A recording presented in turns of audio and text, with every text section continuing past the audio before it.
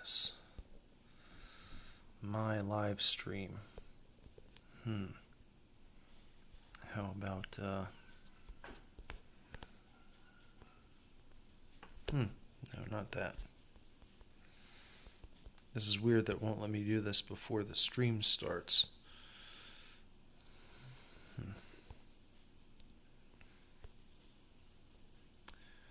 We're going to go with Hello in the Night.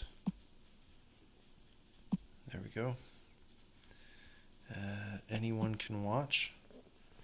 And save.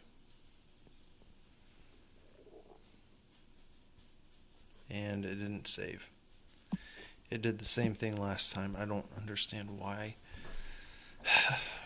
Am I always going to have to do this 2 times?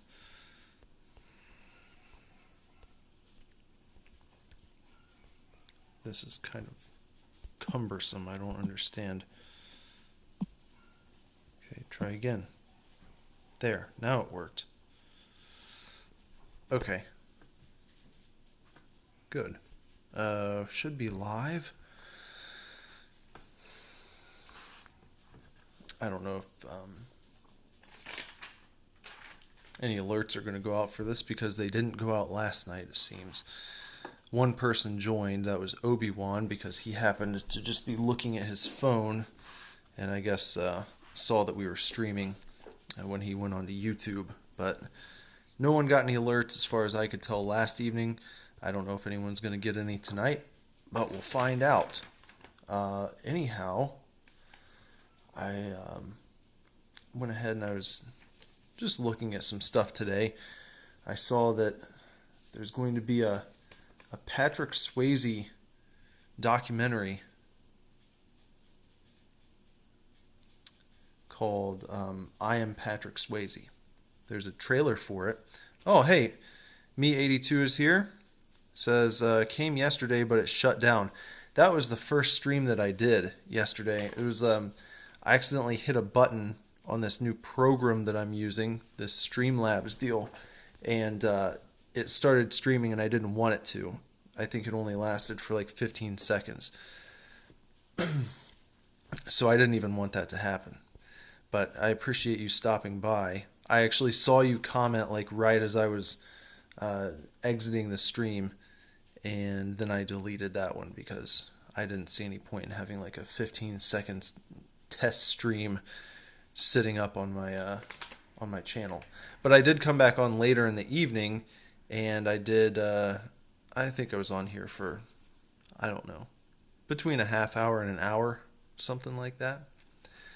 And that was the one I don't think anyone got any alerts for. But yeah, but thanks for being here, Me82, Thug Life Jeremy, the artist formerly known as Thug Life Jeremy.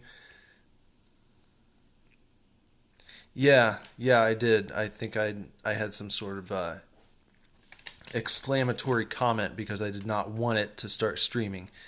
I'm going to have to figure out how this works, figure out all the ins and outs of it.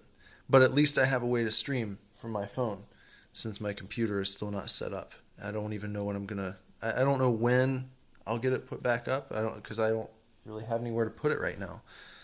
But so we got a Patrick Swayze documentary coming out on August 18th on the Paramount Network. What I don't even know what the Paramount Network is, but that's what it's going to be available on. It looks pretty good. Looks like it might be a tearjerker, especially if you're a fan of movies like Dirty Dancing and Ghost, Roadhouse. If you're a big Patrick Swayze fan, you might find yourself reaching for the tissue box as you're watching that one. What else did I see today? I saw that they're making an Ultraman movie that's going to be coming out in 2021. I thought that was pretty cool news. Called Shin Ultraman, put together by the people who did the Shin Godzilla movie, which was also a fun watch. Kind of a throwback.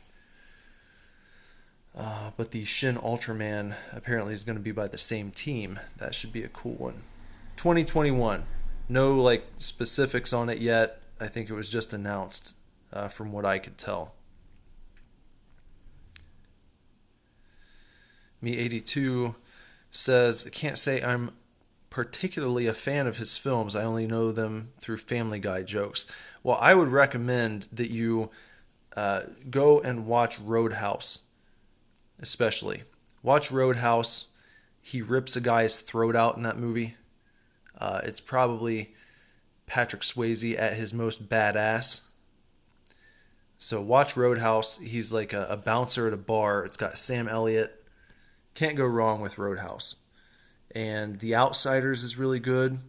If you've never seen that, fantastic movie. Yeah, you should watch those two. Start with those, and then you can kind of work your way through his film catalog. He was a really solid actor, and it seems like he was a really good guy, taken too soon from this world. Yes, he does rip a throat. It's hella brutal, and I think they kind of do a nod to it in the MacGruber film, because that's something that MacGruber is trying to achieve. He's trying to achieve a level of strength and badassery to where he can rip the throat out of his enemy. And does he do it? You'll have to watch the MacGruber movie to find out. What else is going on? It seemed like a pretty slow news day today. I've got my newspaper. The only other thing that I thought was really worth mentioning was that there's going to be a new Universal theme park. It's going to be called Universal's Epic Universe. And apparently there was another name in the running for it. They were thinking about calling it Universal's Fantastic Worlds.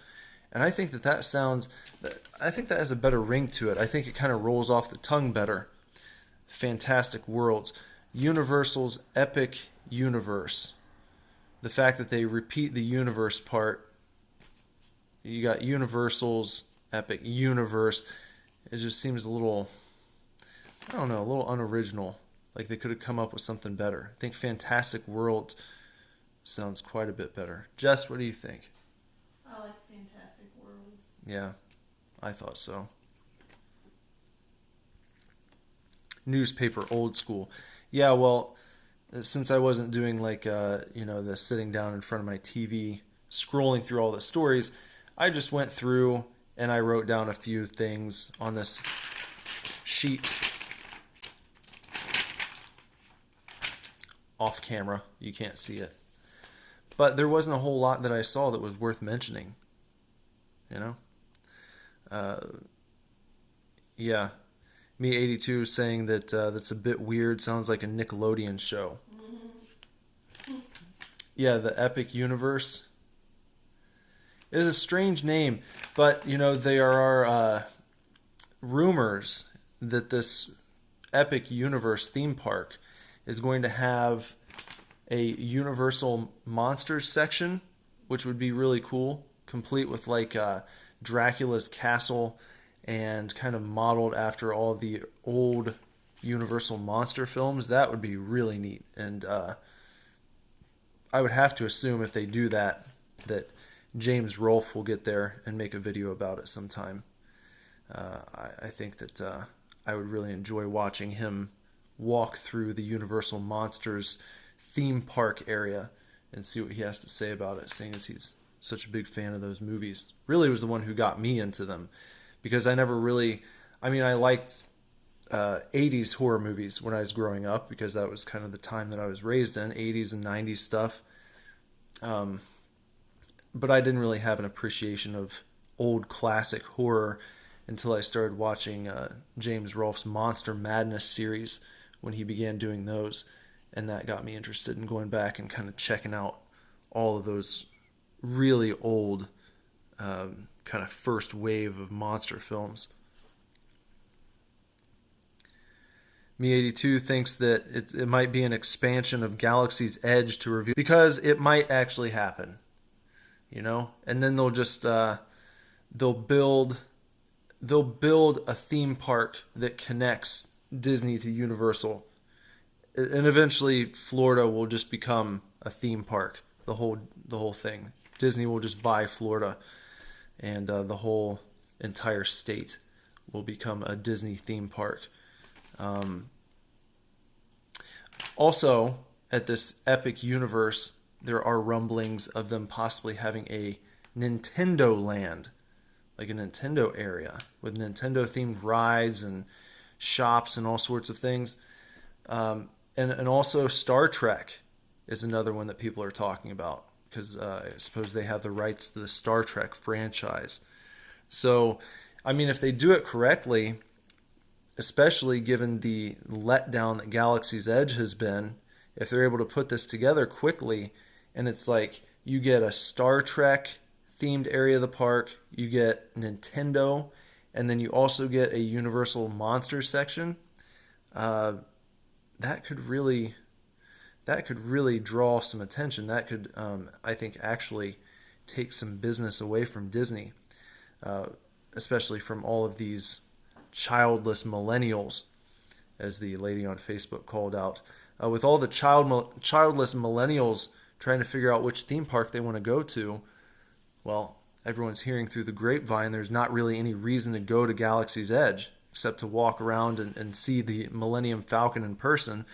But once you've gone in and you've seen that and you've kind of looked around and taken some pictures, as far as I can tell from what people are saying, it doesn't seem like there's a whole lot to do there. There's not a lot of interactivity.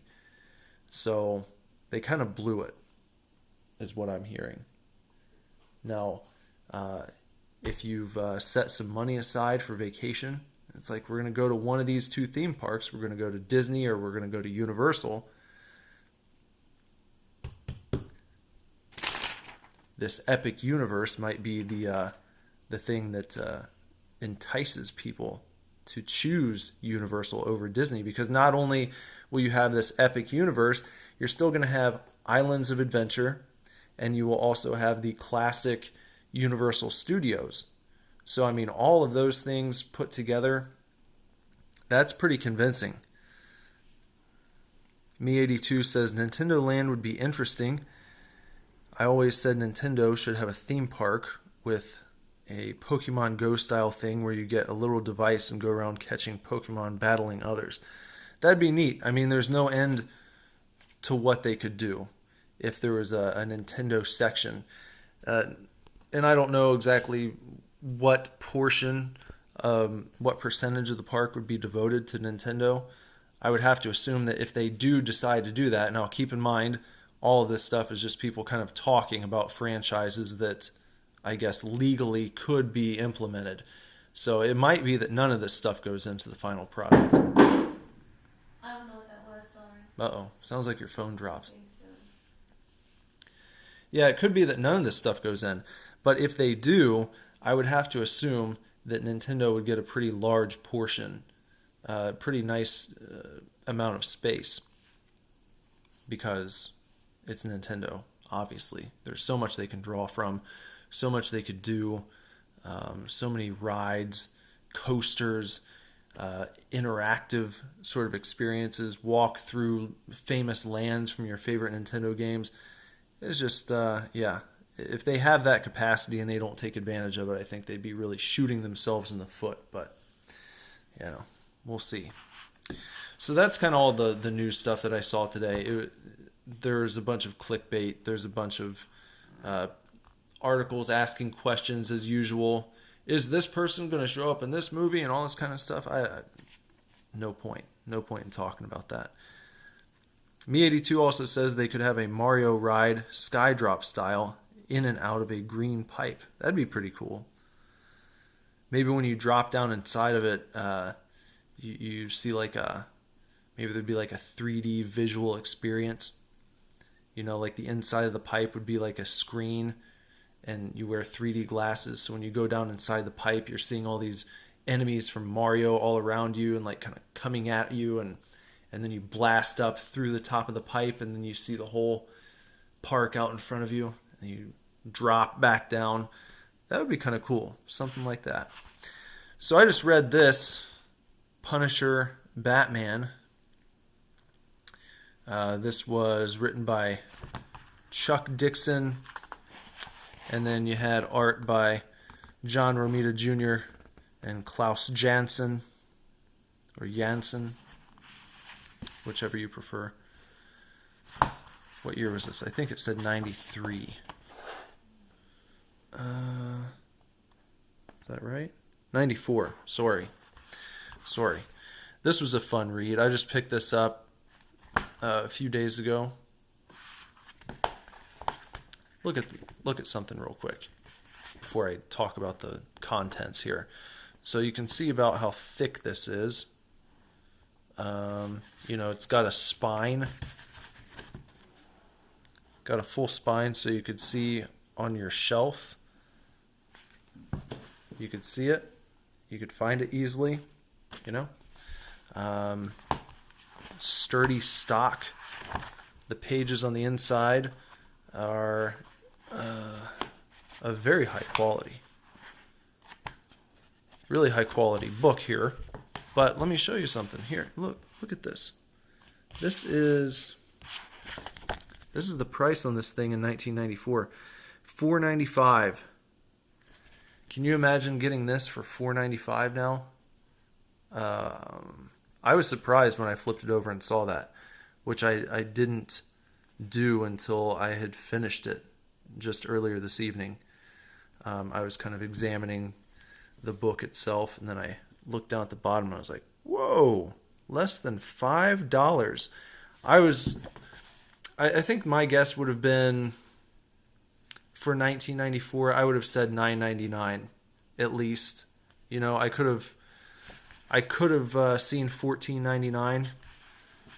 $9.99, that's what I was expecting. But it's like under $5. This is like as much as, well, this is like less than a lot of just single issue floppies today, with obviously not this kind of stock, no spine, not as many pages. You're paying $4.99 for a lot of, well, let's face it, kind of shitty titles. So this is a great value when it came out. And what did I pay for it the other day? Look at this. I paid cover price for it. Isn't that crazy? The stuff you can just go and find. I mean, that's how much it was at Mavericks, at my one of the local comic shops I go to. So I got this for the 1994 price. It's in like perfect condition, and it was a fun read too. I don't know that anyone's going to put it on a list of like all-time great comic books, but it's like not every single one is going to be. This was a cool matchup though, and I got I got kind of sad when I finished reading it, because these two characters, look at this. Look how cool this is right here. Can you see that? Isn't that neat?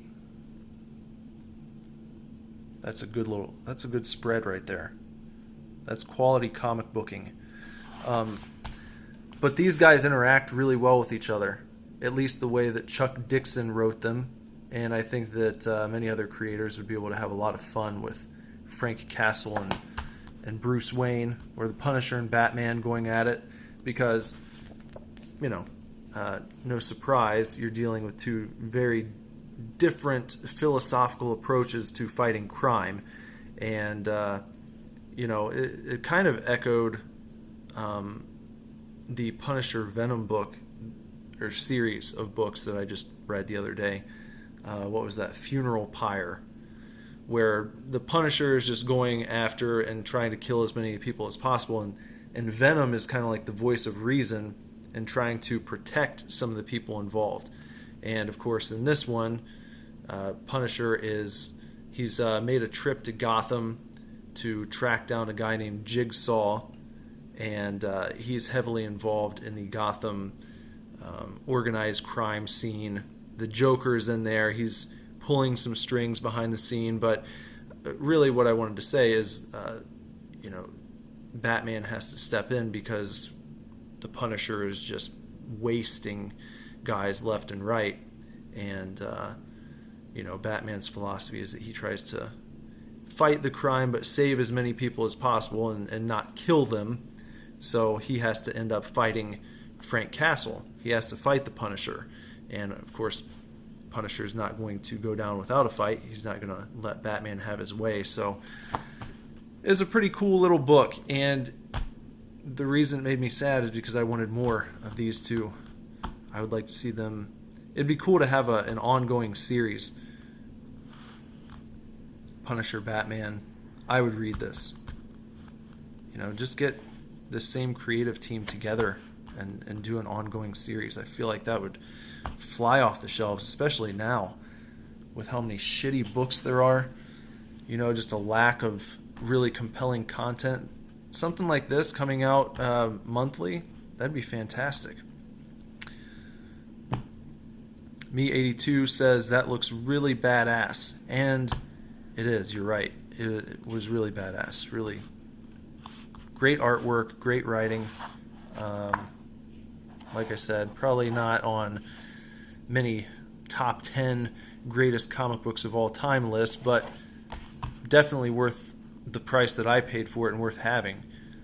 After reading it and seeing the price, I'm surprised that I got it for the cover price, the 1994 price, because I think it's worth more than that. My experience with this book is worth more than $4.95. That's what I would say. Me82 also said he just watched Batman vs. Ninja Turtles and would imagine this is better. Batman vs. Ninja Turtles was a fun little movie. I liked that. I picked that up when it came out. It was kind of wacky, but you expect that. It was kind of fun, unexpected crossover. So, at least in movie form, the comics have been out for a while, but it was kind of neat to see the movie. What else? He says it's interesting because you wouldn't necessarily put Punisher on par with Batman, but he does have a mindset that Batman lacks. Yeah, and Batman has good tech, but the Punisher has just guns, and I don't think Batman can take buckshots and 12-gauge slugs from a good shot. There's a YouTube fight with Red Hood versus Punisher. Oh, that's interesting. But yeah, that's kind of what you get in this book. You see the different point of view that each hero has, and then their approach to fighting crime and how it clashes, and then they I won't give it away. Just know that it's worth it. You can probably look this up on Amazon, I would imagine, and find it pretty easily, especially if I just paid less than $5 for it a few days ago and this is in like perfect condition. I have a feeling you're going to be able to track it down pretty easily, and I would highly recommend doing so. Instead of going out and buying one of these trash books that is currently probably helping your local comic shop to go out of business, call around, maybe see if anyone has this, go and pick it up in person. If not, then order it online. That'd be a good thing to do. There's one other comic book that I wanted to talk about tonight. Oh, this is another one that I grabbed the other day. What did I pay for this one? $3.95. Here's what I paid $3.95 for. And do they have... Yep, that is the original price as well. This is Generation X #1. It's all new. Generation X #1. An X-Men event. This is from November of '94. And this is kind of timely because just the other day, Ethan Van Sciver was showing off the proofs for the Cyberfrog Chromium covers. And this, I believe, is Chromium as well. And I just happened to see this when I was browsing around. I bought it purely because I thought it looked awesome. Just the cover, just the way it looks.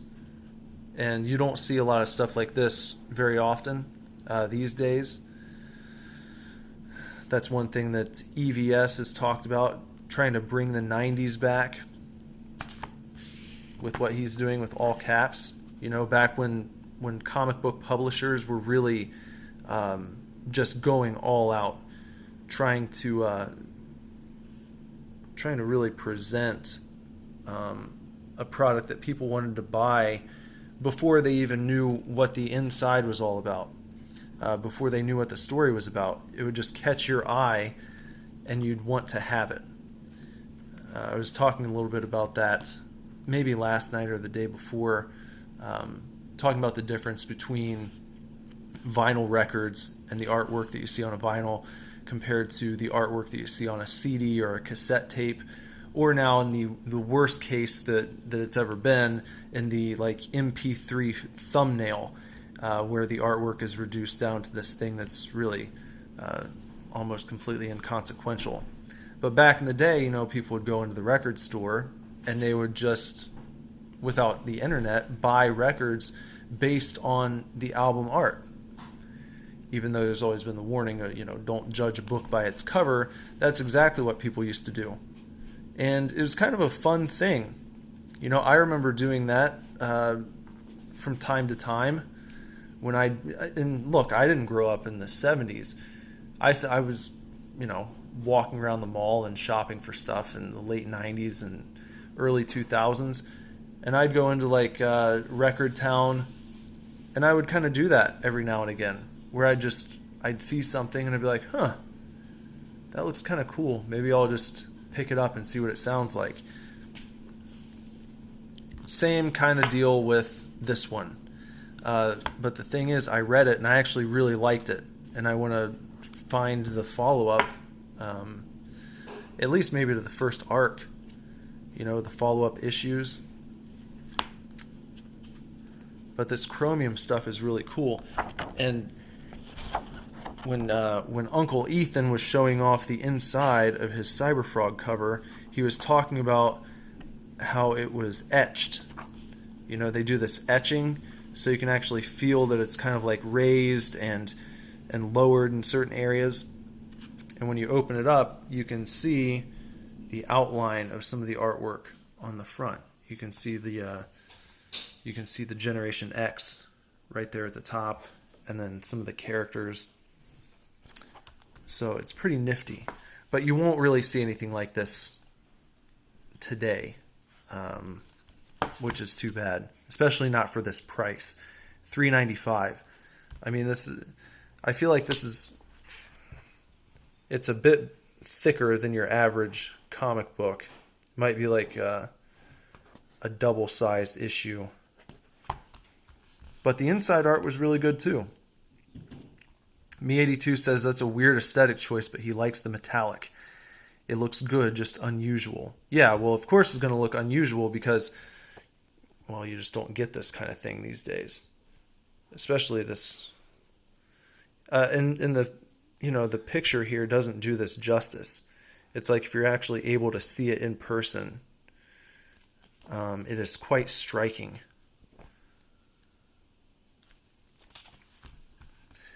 The 90s, Me82 says, really was the flashy, futuristic, sci-fi loving era where everything was like cool cyberpunk techie. Queen News of the World is a great album cover. Yeah, that stuff, that cool stuff. Which, I'm working on something. The next Super Divorce album will have a comic book element to it.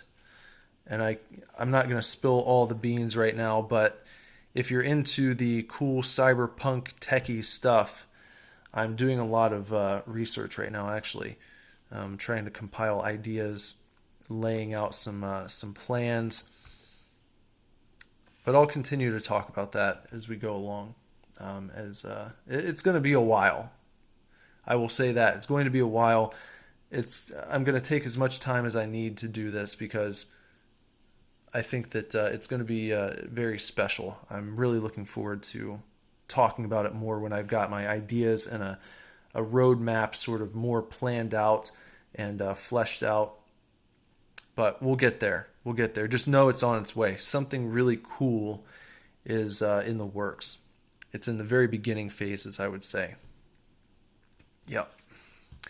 But back to this, the inside artwork I also enjoyed. There's some pretty cool panels in here. Let me try and find some standouts for you. And I didn't know like any of these characters, by the way, because outside of like the X-Men cartoon, I've never been super into like the X-Men universe or the X-Men characters. But this piqued my interest. This was a fun read. This guy was the main villain in this particular issue, and it seems like he probably will be throughout this first arc. What's his name? Emplate. Emplate. I was not familiar with this guy before, but he seems pretty sinister, pretty villainous. Fantastic artwork. Everything looks like it was drawn by a human, which is something that comics today also lack oftentimes. Things that look just too well done, too perfect. Not that doing digital artwork is not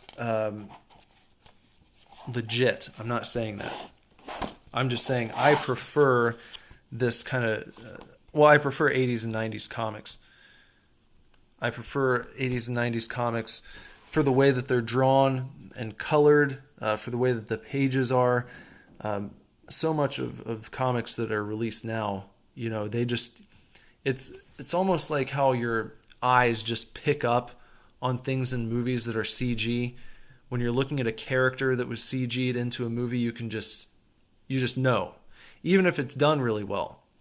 And of course, that takes a lot of skill and a lot of time and effort to do it well.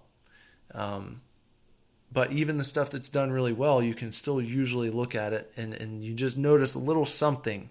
There's just something different about that character, and I can tell he's not really there on that screen. That kind of thing. It's a similar deal when you're comparing hand-drawn art to art that was done 100% digital, especially art that was... there's like a certain coloring method that I see used in a lot of stuff, and not everyone does it. Again, I'm not dissing digital art by any means. Don't take it as me saying that. There's just something that I notice, and yeah, I think it's in the way that a lot of stuff's colored. There's a certain color technique that a lot of colorists use these days, and I'm guessing it is the fact that it's digital. Something I just pick up on that's like, yeah, I see what's going on there, and I don't exactly prefer it. I prefer the old school look. I prefer the way the stuff looked back when, back when it was being done by hand in many cases. And I'm not saying that I couldn't be fooled. I'm sure that there are colorists out there who specialize in making their color look like it was done, what would you say, practically, instead of on a computer, instead of digitally. I'm sure there are people out there who do that as well, and probably would fool me into believing something was done by hand. But there's a certain technique that some colorists today are using that really doesn't look like they're trying to go for a hand-drawn look. They're trying to go for like a super smooth digital feel that's really in your face, where you just know that that's exactly what they were going for, and that's fine. This is just a preference thing for me. I'm sure there are some people out there who prefer that, and that's totally cool. There are some people out there who think that comics from the 80s and 90s sucked, who don't like that art style, and kind of make fun of it. But to me, that's the stuff I like. So, Obi-Wan's here. Obi-Wan says, yo, yo, yo! We were just talking about some comic books. These are the ones that I discussed this evening. I just talked about this fantastic Punisher Batman comic that I read. And then this Generation X that has a chromium cover that you might recognize from Ethan Van Sciver showing off his chromium Cyberfrog covers, which I'm happy to say I ordered both of them. Yes, I got myself a copy of the Cyberfrog Salamandroid team-up cover. That was very limited. I think he said that there were only like 2,000 of those made, something like that. So I count myself lucky on that one. Me82 says, I still got that Super Divorce vinyl on display and excited to see what comes next. Yeah, I am excited to tell everyone more about what's going to be coming next. There's going to be a lot. It's going to involve more than just the music. I'll say that. Yeah. There will be a big presentation. I'll do a big presentation one day when I get this stuff more ironed out. But I'll drop some knowledge here and there as we go along for the people who are sort of in at the ground level, so you guys can one day look back and be like, oh man, I remember when he first started talking about that. I thought he was bullshitting. I didn't think this was going to happen. That's the reaction I want people to have. Not that any of you out there are naysayers, but what I am envisioning, what I will do, is extremely, extremely ambitious.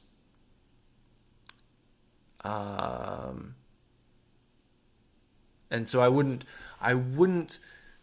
be offended if people said, well, I don't know if he's going to be able to do all of that, because that's a normal response with all the things that I have planned, with everything that I'm imagining. We'll talk about it more though. Okay. Me82 says, CG, I mean, sometimes there's no other way to do it. I don't know, though it can get better. Yeah, talking about CG in movies. Yeah, you do what you can. It's fine. It's not like I hate CGI. I'm fine with it. I'm just saying that there's something in the human brain. There's something in your sort of visual processing where I think you can just pick out stuff. You don't even really, and I'm not saying pick out like nitpicking. I just mean that like when you're processing a screen, when you're watching a movie, it just registers. You just know when you're looking at a CG character. It's like when you watch, and this is kind of old at this point, but when you watch Jar Jar walking around on screen next to the actual actors, when you watch him interacting with Ewan McGregor or Liam Neeson, it's like they're real. Those are human beings, and you just know it, and you just sort of register on a subconscious level that character they're talking to, that goofy looking guy, it's almost like a cartoon character. It's processed differently. There's like a guy, in your brain, like a bouncer at a club, and he's letting all the human characters in just one after the next when they appear on screen, and then Jar Jar shows up, or one of the other CG characters, and it's like that little rope goes down, and he's like, nah, bruh, not you. Not something you're trying to do. It's just, like I said, it's part of your visual processing. You're just able to sort of decipher that, even if you don't want to. Me82 says, I really prefer old hand-drawn cartoons. They just look better. Yeah, cartoons are in a sad state right now, aren't they? With all this Cal Arts stuff. I feel bad for kids coming up today, man. And I know I've probably got my nostalgia goggles on. That's fine if you want to accuse me of that. But really, objectively, go back and look at the cartoons that were coming out that kids were watching in the 80s and 90s and compare them to today where it's like the majority of stuff that's being rebooted and the majority of stuff that is being targeted towards kids, it all has that Cal Arts, Steven Universe, big eyes, overly fluffy characters, and just like obnoxious voices, obnoxious sound effects, obnoxious music, super high energy, frenetic from beginning to end. It's just, yeah, cartoons today suck. It's too bad. Go back and watch an episode of Thundercats, or just look at the original art from Thundercats compared to this Thundercats Roar BS that's, I don't even know if that's come out yet. Maybe they've canceled it. That would be the best thing for everyone. I doubt they have. Or again, for as silly as He-Man and the Masters of the Universe was, it's fun to watch still as an adult because it's so cheesy and it's so over the top. But the animation, watch some of the fight scenes. They're not the like most intense. A lot of it's like very kind of just, what do you call it, basic.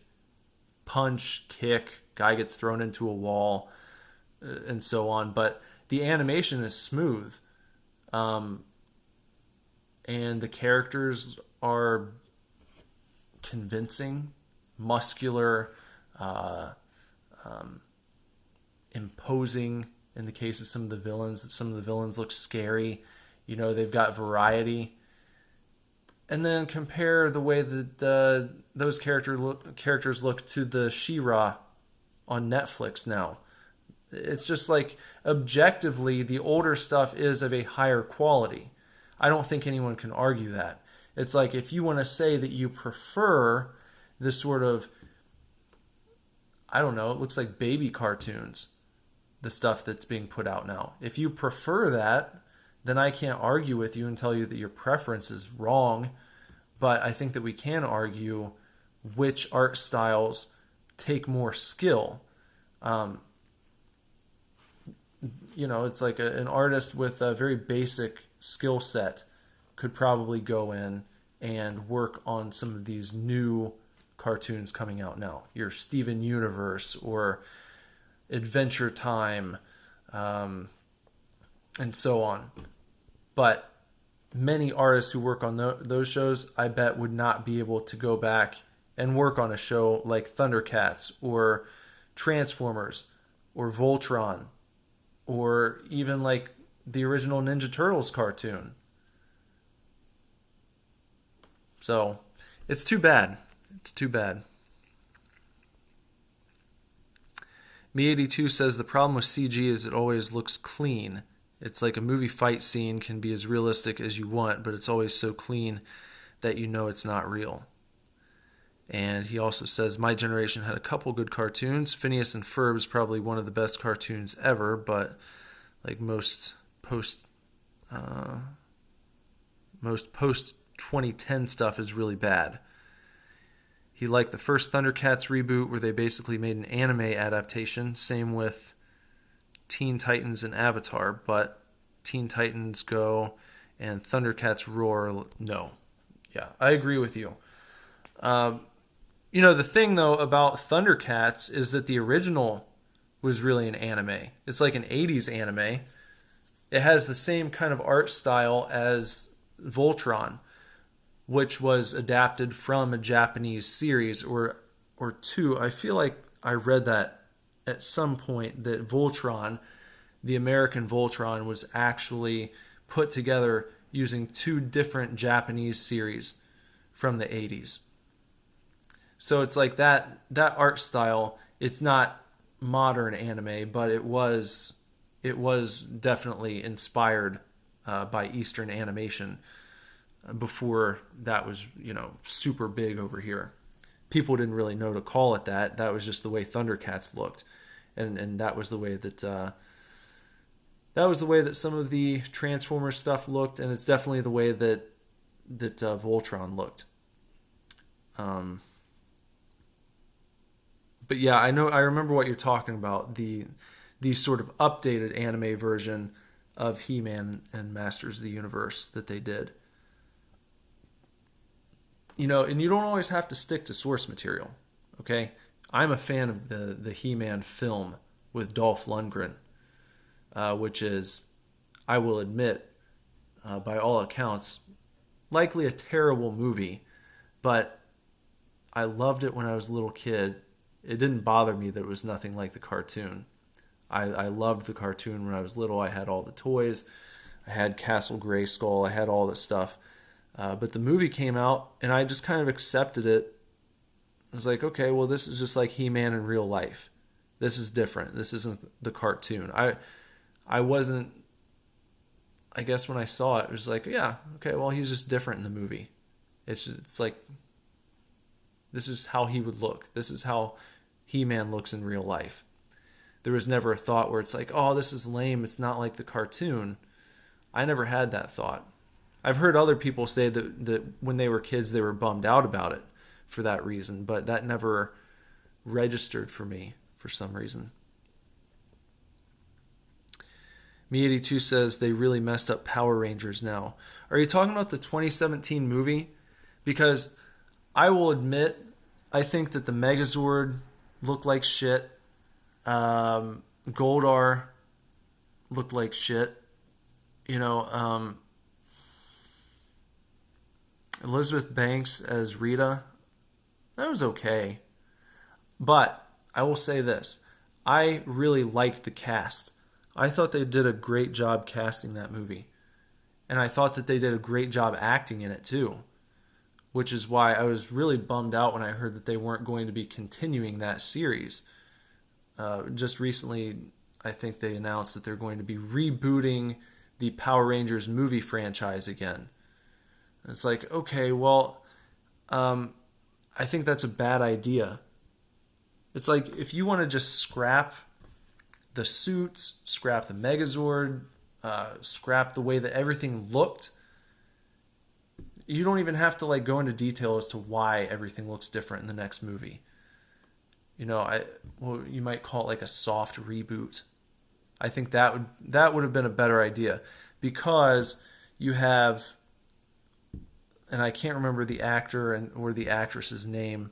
What was it? Naomi Scott? Is that the girl who plays Jasmine in the Aladdin film? And she also played the Pink Ranger. So it's like you have an actress who has since starred in a billion-dollar movie, and you also have the dude who played Billy in Stranger Things as the Red Ranger, who everyone loves now, especially after season 3. One of the main characters on Stranger Things, perhaps the biggest show in the world at this point, or one of them. You have him as your Red Ranger. You've got the girl who played Jasmine in Aladdin as your Pink Ranger. And then you want to scrap them? Who else are you going to cast that's going to do a better job? That just seems like a silly decision to me. And then Bryan Cranston as Zordon, that's kind of cool. I mean, yeah, I don't hate that movie. I really don't. There are things about it that are just like, yeah, that was bad. They could have made that look cooler or something, but overall, I left the theater happy with it. I had a good time watching it.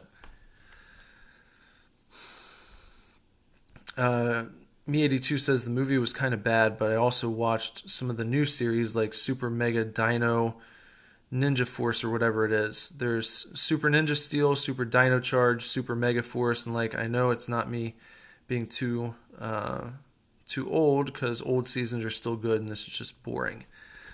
Maybe you need to watch them from the beginning. When my son was old enough to really start getting into shows, I guess it would have been, he just turned 7.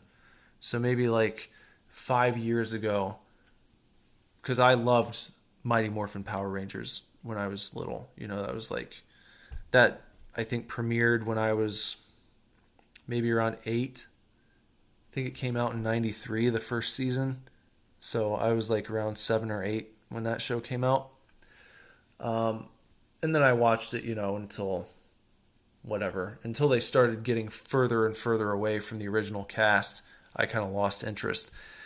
But when my son was old enough to start watching TV, I went on Netflix and I saw like they had, I think it was Power Rangers Mega Force, and we started watching a few episodes. And I was also watching a lot of like Godzilla and old monster movies at the time. And then it kind of hit me. It was like, wow, because those fight sequences to close the show where they get in the Megazord and they fight the monster. It's like every episode of Power Rangers is almost like a mini old school monster movie. You've got the monster that is sort of goofy and it's trying to trick people and throw the Rangers for a loop throughout the majority of the show. But then like the last 5 minutes, it turns into a giant, and then they get the Megazords out, and then you've got this cool sequence to kind of close things basically on every episode. And so I guess I wasn't paying attention to the story as much as just kind of enjoying dipping back into that world. And I've followed, I would say, somewhat casually since then, since the Megaforce series. So then you had Megaforce, Super Megaforce, and then after Megaforce, I believe it was Dino Charge, and then Super Dino Charge. I really did like the entire series of Dino Charge. Dino Charge and Super Dino Charge, I think, were a lot of fun to watch. Maybe you should go back and try those from the beginning and see if you enjoy them the second time around. Maybe give those a chance. After that was Ninja Steel and then Super Ninja Steel, and now they've got Beast Morphers that I've only seen a couple episodes of. But I've kind of, like I said, I've followed, I don't know, from a bit of a distance. I wouldn't call myself a hardcore fan of any of the newer ones. I don't know like all the characters by heart or anything like that, but I'll stop and watch them, and I'm familiar enough to recognize, like, oh yeah, that suit is from this series and so on. But yeah, I think that the show's it's just lighthearted fun. You can't take it too seriously. Me82 says, I kind of fell off around Super Samurai. The one thing I can give it is that they have brought back old Rangers a few times, but I really can't get with the new graphics and stuff. Power Rangers was never exactly the best for story, but I think they had character at least. Yeah, I understand what you're saying, especially on the graphics. It is kind of a bummer when they go like super over the top with CG when it comes to like the fight sequences with the Megazords, because that's like one thing that I look forward to in all these episodes is that big confrontation at the end where it's like, all right, here comes the Megazord, here's the big version of the monster. They're going to fight through the city, or you're going to see the explosions. It still doesn't look like top dollar, it looks the way you want it to. But then they try and get like super fancy, and they try to throw in these CG sequences where like the Megazord will jump into the air and like do a million flips and twists and turns, and then come down with like a big slash or something. And it's like, okay, maybe a little enhancement in the background, maybe some enhancement with like the explosions or the set or something. But when they completely replace the costumes, when they completely replace the actor who's like inside of that Megazord suit with a CGI version, that is a little bit of a bummer. I'll agree with you there. Me82 says Pokemon really is the worst though. Like they got Ash to go to school, and instead of updating the animation, they completely changed the style.